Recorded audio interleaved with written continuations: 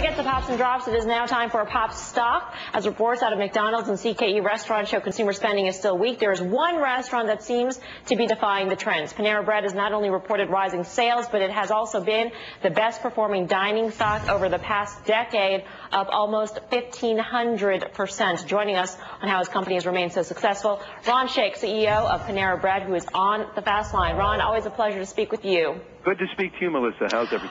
Everything is great. Got to ask you, your stock has performed quite well, but we did have a report out of Goldman Sachs forecasting unemployment would peak at 10.8% in the second quarter of 2011.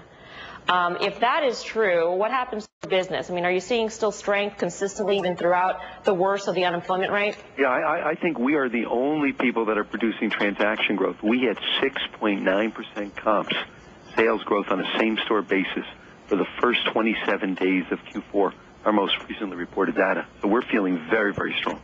Ron, you've done a great job. You haven't discounted. A lot of your competitors have, and they haven't really found the fruits of their labors by discounting. You guys managed to still spend or sell lunches for $8.50, $9 a pop. People are still paying. But if Melissa's right, if Goldman Sachs is right, are you going to have to discount, or are you thinking whether that storm? Oh, no, listen. We are building same-store sales right now, transaction growth, real transaction growth with 10% unemployment.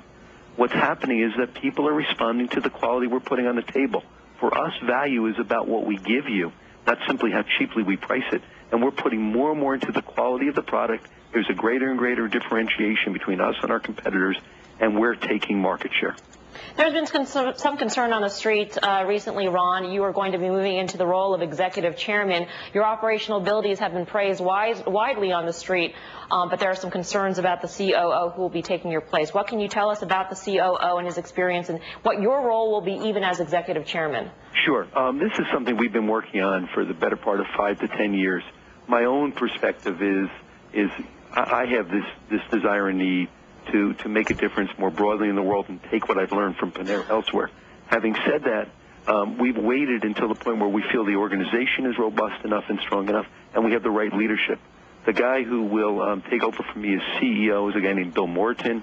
He's been with Panera for the better part of 10 years. He's a 5-year hiatus.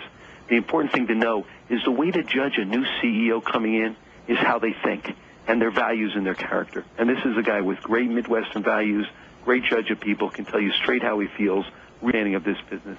I am the largest shareholder of this company. I will stay the largest individual shareholder of this company, and I believe deeply in this guy and this team.